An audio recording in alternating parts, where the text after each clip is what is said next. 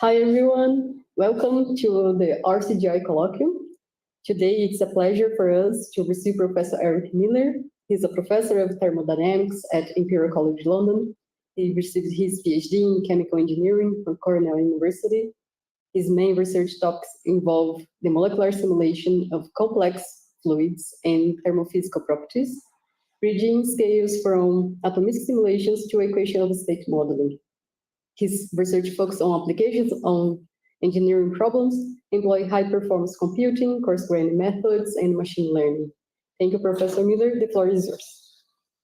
Thank you. Thank you very much and thank you very much to the RCGI for this kind invitation to give a talk.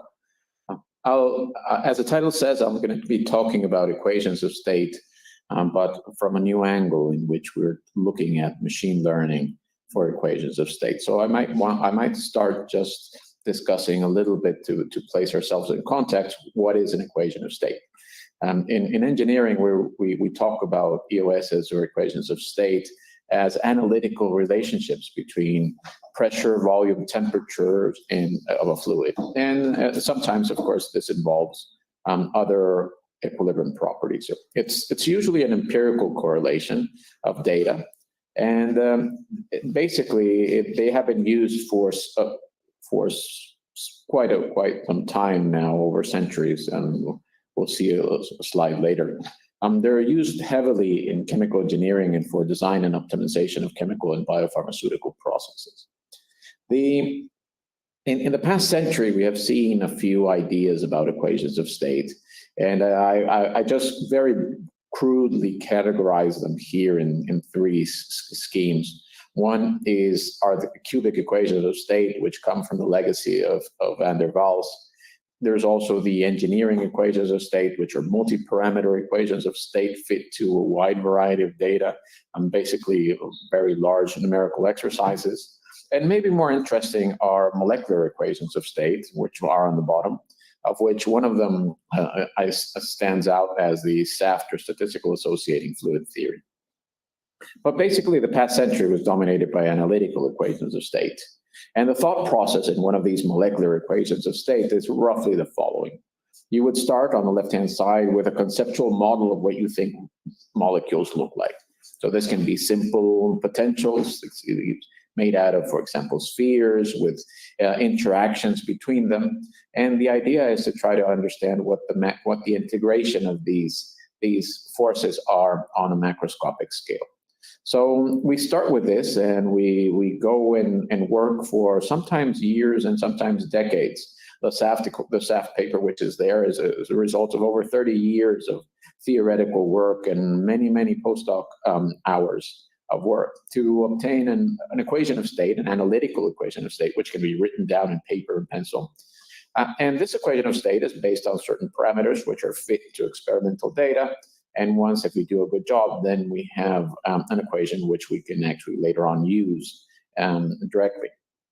So the paradigm here is to try to remove the theory. Can we start with a force field? If we start with a force field, for example, we can actually perform molecular simulations, which are numerical solutions of a collective behavior of molecules that behave according to this force field. And we can do that. And by doing that, we can obtain the macroscopic observables directly. But this is painfully slow. Just as an example, doing simulations on one point of phase space can take on a good computer, it can take maybe hours to get 1 point. And usually we want to have a large number of points. We're talking about not only hours of work, but also specialized equipment and specialized operators and specialized kits. So we're unfortunately constrained by these things. And the question is, can we replace that middle box of molecular simulations and that middle box of theory with machine learning potential? So that is, can we produce equations of state on the fly by bridging the gap between the force fields and the macroscopic observations? And that is what we're going to talk about today. So maybe I'll just talk a little bit about fitting data with neural networks, a little bit basic for some people in the audience, but it's good to have it in context. Artificial neural networks, which are all the rave right now, are not new. They've been used for over 50 years. It's only now that we have the computational power to make them interesting and useful. But basically, artificial neural networks learn from data. Or mathematically speaking, they're basically a set of linear transformations which allow some input features to be converted through a series of linear transformations to a result or output. And this linear transformation is a combination of weights and some biases, which are made successful one after the other on a set of data. All these data of weights and biases are fitted according to the minimization of some loss function, which refers usually to the relationship between the expected output and the output of the neural network. And nowadays, there's very interesting tools, free tools, which allow us to fit these neural networks and work with them properly. So our idea is to basically brute force molecular dynamics data with neural networks. So basically to generate a large number of data points using MD, spanning the whole phase space, using neural networks to discover the relationship between these independent variables and the macroscopic parameters. So in biological terms, what is the link between the phenotype and the genotype? And basically use these digital equations of state to regress force field parameters. So we'll see exactly what this means. As a basis, we'll use the SAFT equation of state, which is developed in a group just as a test, so we can compare to. And the bottom, if you want to look a little bit about this equation of state, I'll send you to the link in the bottom of the slide. There's a few small details with respect to the generation of the data. These are done using classical molecular dynamics on boxes which we span between 6,000 or 4,000 spheres. We calculate not only phase equilibria or PVT properties, but also transfer properties such as diffusivity, viscosity, and thermal conductivity on the same data sets and on the same points. And basically, we generate a database. So this is simply a little bit of hard work, but not necessarily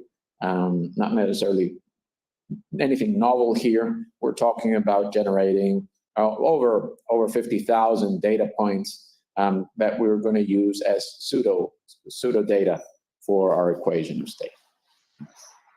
Once we have that information and we have the neural networks, then it's just a matter of fitting the data through with the neural networks, and we do that in this slide one by one to the different properties. Of course, there's depending on the thermodynamics of each of these things, we will have different inputs, but usually the input is a parameter of the force field and or the temperature and or the density. As an idea of what the quality of fit that we get for each one of these points, this is an example of the fitting of the critical point. On the heat map to the right, you can see that we span the whole of phase space in terms of certain parameters, producing very, very little error. And on the parity plot on the left, you can see that the relationship between the predicted property, in this case, the critical temperature, and that which is expected from an equation of state that is exact is almost perfect. So we're very satisfied with the result. And then the interest here is now to flip the problem. Okay, so now we've developed an equation of state. Can we take the equation of state and fit macroscopic properties to obtain the effective pair potentials? And this is what is done usually in the SAFT coarse-grained model. Now here we're posed with an interesting dilemma. I have here two slides from John Jones, a student, and the year is 1924. In this work, John tried to fit the properties of argon using some data from viscosity. And the conclusion he reaches is that basically there's many models which fit the theory and the experiments, and he can't really figure out which one it is. I might mention that this is basically exactly the same model we're using in our work.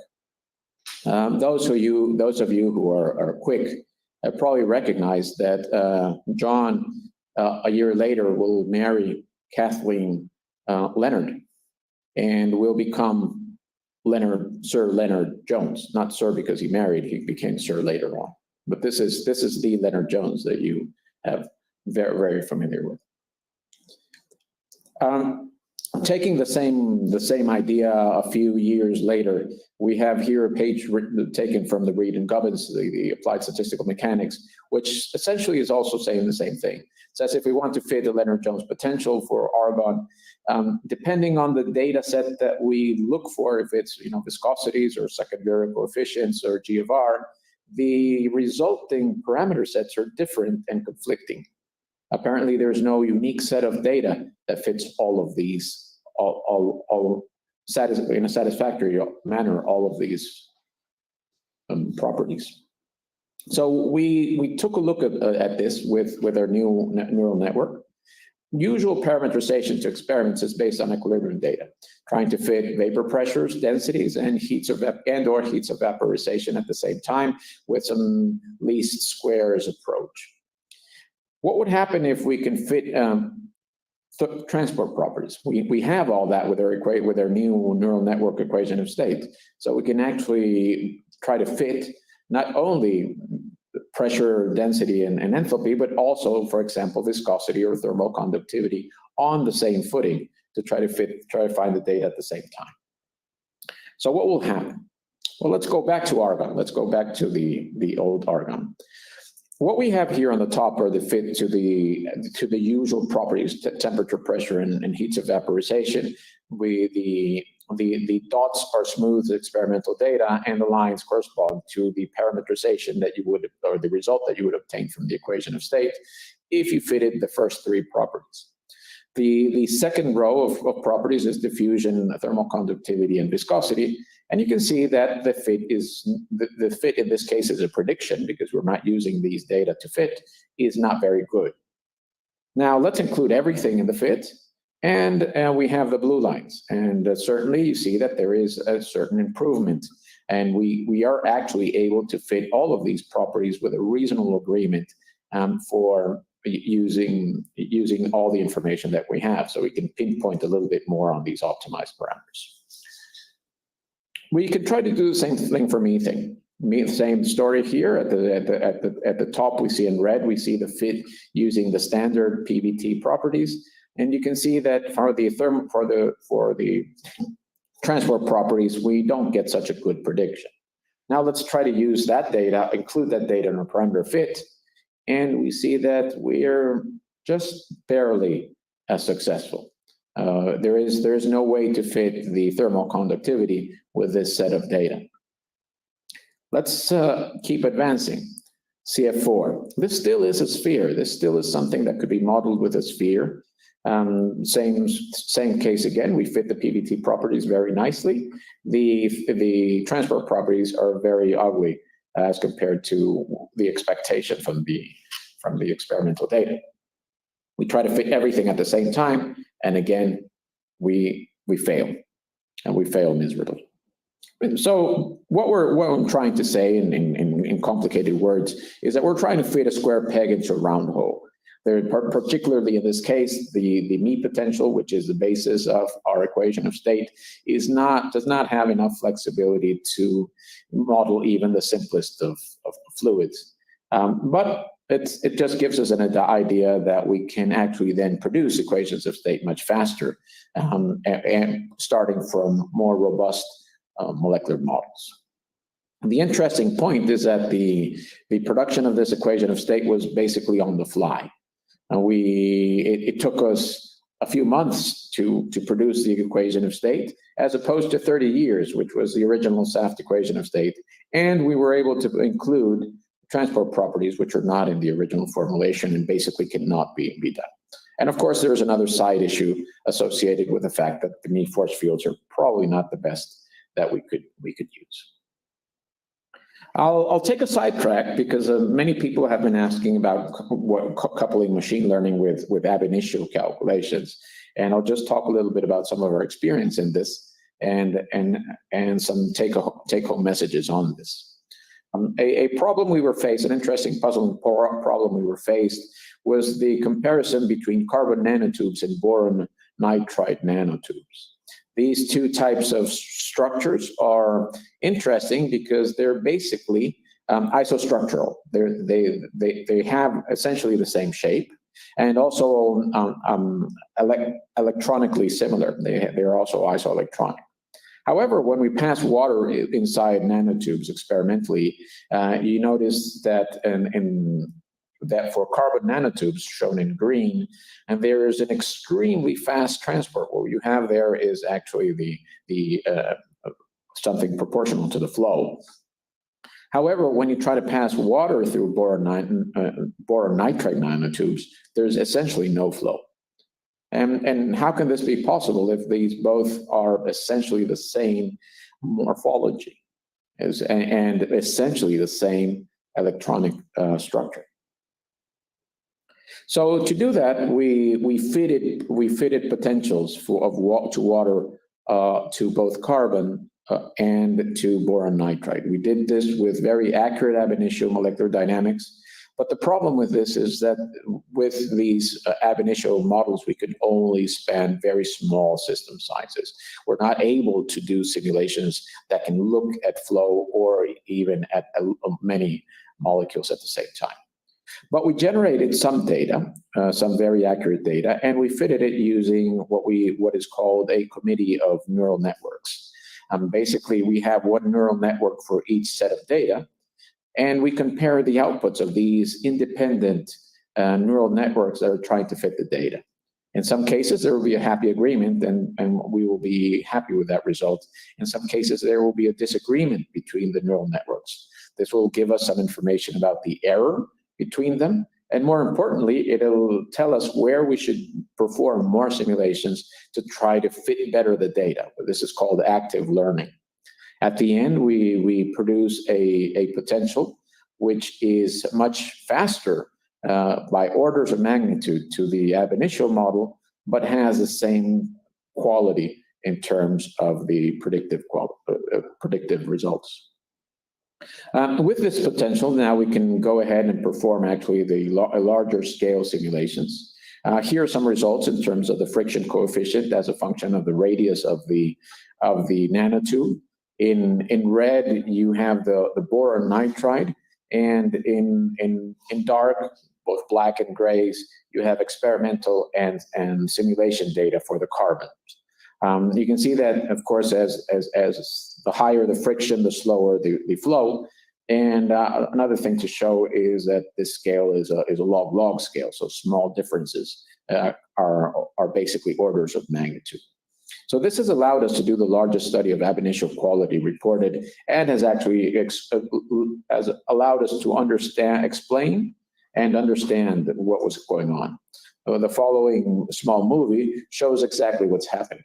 If you can see the carbon on the left, the water slides through the carbon and slips across the surface. However, if you look at the plot on the right, is water on boron nitride. You can see that boron nitride actually is basically jumping between the blue sites, which correspond to the nitrogen sites, and the movement is then severely hindered. And in other words, the potential energy surface for boron nitride is, let's call it, spiky, while the corresponding potential for carbon is rather smooth. A question which is valid is then, okay, well, you've been able to do this with ab initio quality and enormous precision. Why not just use this all the time? Well, it's unfortunately not yet possible to do this in a satisfactory manner, although there are some people who have been and making great progress in this area. But for example, in this particular model, if we were going to use it to try to predict the properties of bulk water, you would have the results that are shown in black, in black squares. which compare very unfavorably to the experimental data of even something very basic as a density or something very basic as the vapor pressure. So Mr. Magoo's cartoon is just saying that, well, DFT is very nearsighted. It allows us to see things very, very close by, but when we want to look at larger systems and multi-body dispersion, which is important for fluids and fluid transport, we're still very far away from being able to use these techniques directly. So sidetrack finished, let's go back to where we were and generating our digital equation of state. We saw the naive approach of taking the data and fitting the neural network directly, and that will take us to producing neural networks for each individual property. But you could include a little bit of theory because we're not so blind. We don't necessarily have to use black boxes. We know a little bit. We've had centuries of thermodynamics behind us. So one option would be, instead of fitting each single property, to fit the Helmholtz free energy. We know that if we have the Helmholtz free energy for a fluid, upon appropriate derivation of the free energy, you can basically get all the thermodynamics of a fluid. So with just one neural network instead of a collection of them, we can actually we could probably produce better results. So we actually embarked exactly in the same technique. We embarked into fitting the Helmholtz energy to see what that gave us, and lo and behold, the clever student that was working on this comes back and says, "Professor, we have a problem, right? No matter how much effort I put into this, look at the isotherms on the left-hand side figure. They're horrible. I can't get rid of that loop that forms. It doesn't. There's no matter what I do, no matter how I fit, that's the best I can do." Of course, her student was again forgetting his thermodynamics, and was those of you who might have already recognized these are basically the van der Waals loop, and the guy on the left is van der Waals, the young van der Waals. There is a van der Waals loop being formed here, which is actually saying that there is a coexistence between the solid phase and the liquid phase, and it's accurately predicting that there's going to be two phases in that region. We started looking very carefully at the plot on the right, which corresponds to the low density fluid, and lo and behold, again, we see the van der Waals loops indicating that there is a vapor-liquid equilibrium. So even though these phase changes were not included in the fit and were not part of the fit, the neural network was actually able to pick that information up and recognize that exists. The agreement with simulations and with theory is not exact, and simply because we weren't thinking of using the solid phase, and the data for a solid phase is not terribly appropriate. But it is very interesting to see that this was predicted without even without even the neural network knowing or being told that there is a phase change.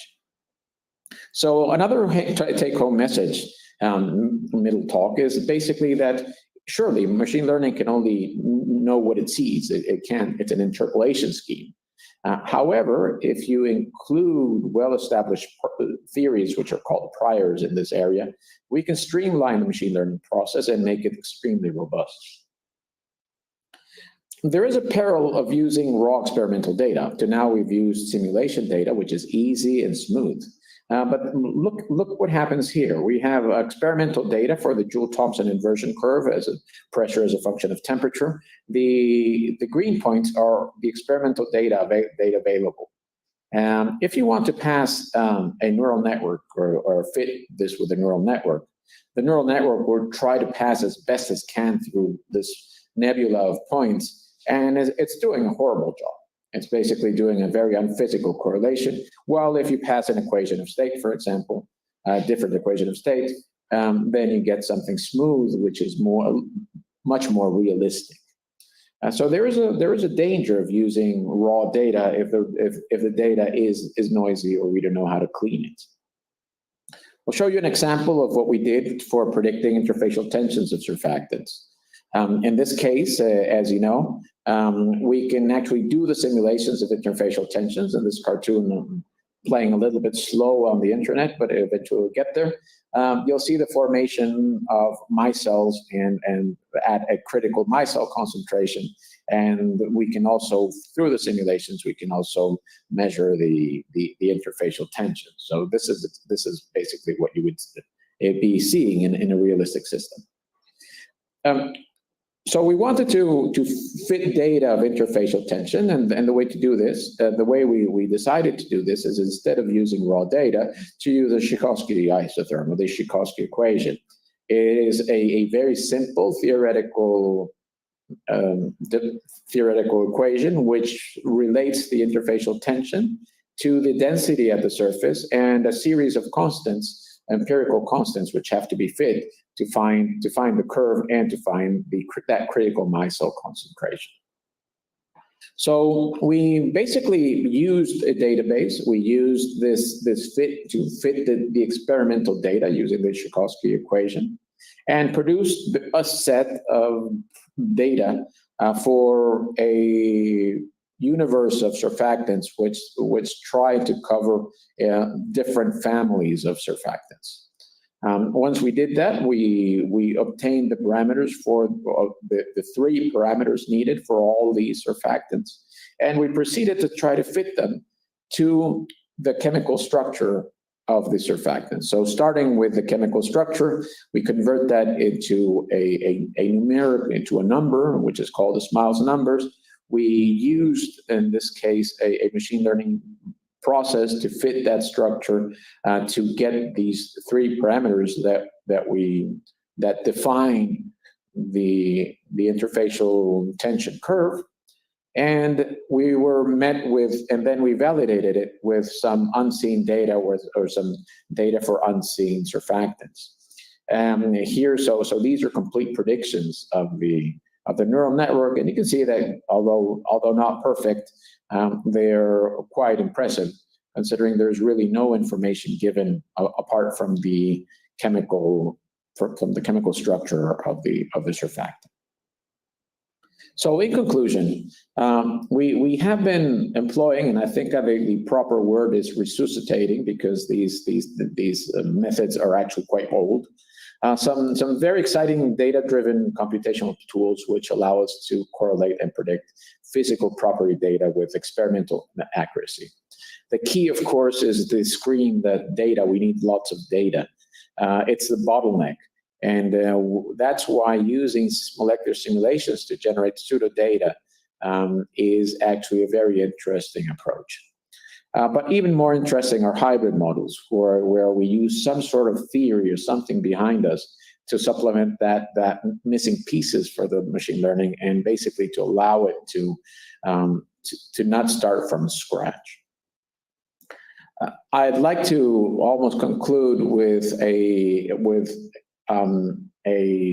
phrase taken by one of the slides that Roald Hoffman gave at the closing of a recent meeting, in which he and whatever is in red is put by me, and it basically talks about the demise of quantum chemistry and actually of statistical mechanics.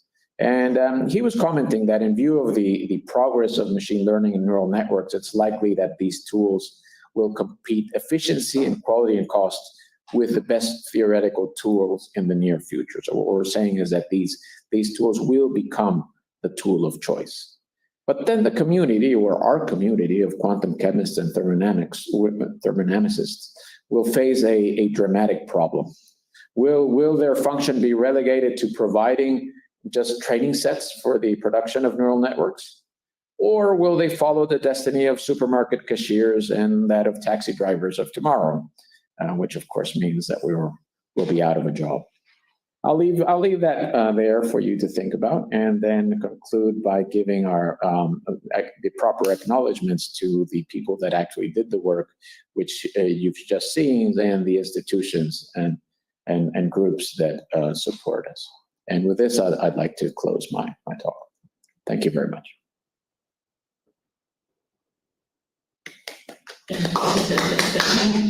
Thank you, Professor Miller, for the amazing talk. and I'm open for questions. But also I would like to ask you if you could make some comment in terms of computational costs when you're trying to train the machine learning. So the computational cost associated with training neural networks is actually very low. To start with, the calculations are not extremely difficult.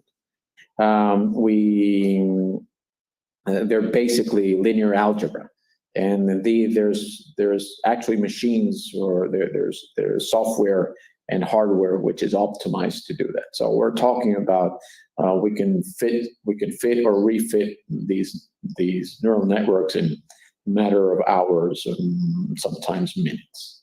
So that is not the problem. The real problem is the data. So in the cases I showed here, the data is pseudo data, which is generated from molecular simulations, which they do take some time. Probably the work that you saw here take several months of CPU time just to get the data up and running. But once that's done, well, the rest is reasonably fast. And the interesting thing about using pseudo data is that if you feel that you need more accuracy or more data in a certain parts of the phase space, you can just go back and redo some simulations. For example, the ones I showed you here for the solid phase of the Leonard-Jones fluid, we have redone these simulations with lots more care, focusing on this region, which we didn't expect it was important. And of course, then it refines and refines them all.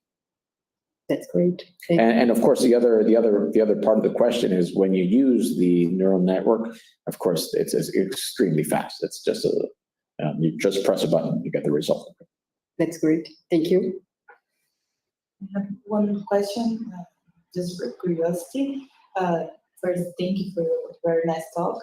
And you mentioned in your presentation some properties that could be fit using machine learning. But in your experience, are there some properties that are more challenging to fit this machine learning potential? If you're talking about thermophysical properties, that's actually true. Some properties are have inherently large errors associated to the way they're either measured experimentally or actually even calculated from simulations. So Joule-Thomson is a very nice example. The Joule-Thomson is a second derivative of the Helmholtz energy. So of course, any error you have in calculating the Helmholtz energy, you enhance the errors by taking the first derivative, you enhance them even more by taking a second derivative. So these numbers are subject to a large error. And experimentally, it's just as bad, because you're trying to calculate a small change in temperature upon a change in pressure, taking it to the limit of delta P being 0, and then you are subject to enormous error bars.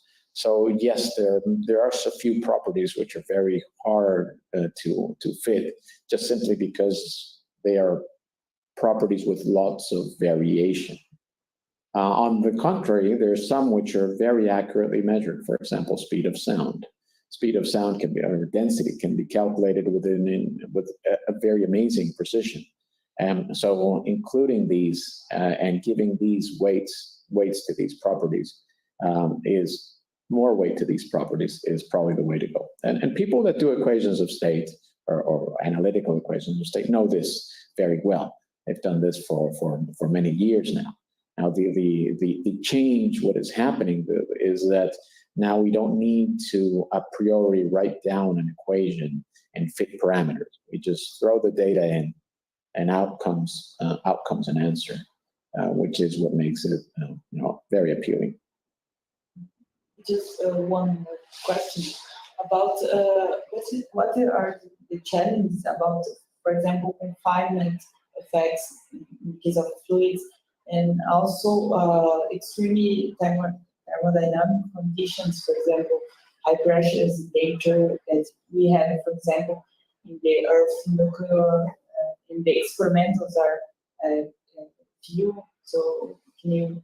So there's two aspects to that question. One is, well, what are the challenges from the experimental point of view? It's kind of obvious what they are, extremely high pressures, extremely high temperatures, very difficult experiments to do, et cetera, et cetera.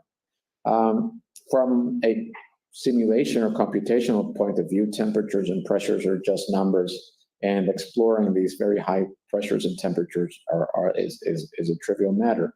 Now, the problem is that our force fields, and force fields that we're accustomed to working with, Lagrangian type force fields, are not really designed to capture what happens when there is an extremely high pressure, for example. And then basically the extrapolations that we would be making for these geological pressures are probably not correct. The formula Lennard-Jones potential is very basic. It's very good and very useful, but there's nothing to be scientifically too excited about it. So you would have to start looking for potentials which have the correct form to generate the pseudodata that you would need to fit the appropriate equations of state. And you don't have the experiments, so you're kind of in trouble. In the case of confinement, it's probably a little bit easier, because DFT does give us information about the solid fluid interfaces at the contact and at short distances, and that can be certainly used to fit potentials for surfaces, which then can be coupled to potentials for fluids, and we can describe with not too much trouble the confinement effects, even very large confinement effects, large effects on very small nanopores. For example, if you have a simple fluid like argon on 1 nanometer pores, you can actually experience even solid phases and pressures up to megapascals or even up to gigapascals just because of the confinement effect. And these things can be captured with standard liquid dynamic simulations. Thank you very much. Sure. Thank you, Professor Miller. Thank you for being here. Okay. No, thank you for inviting me to come. Thank you. Thank you. Bye.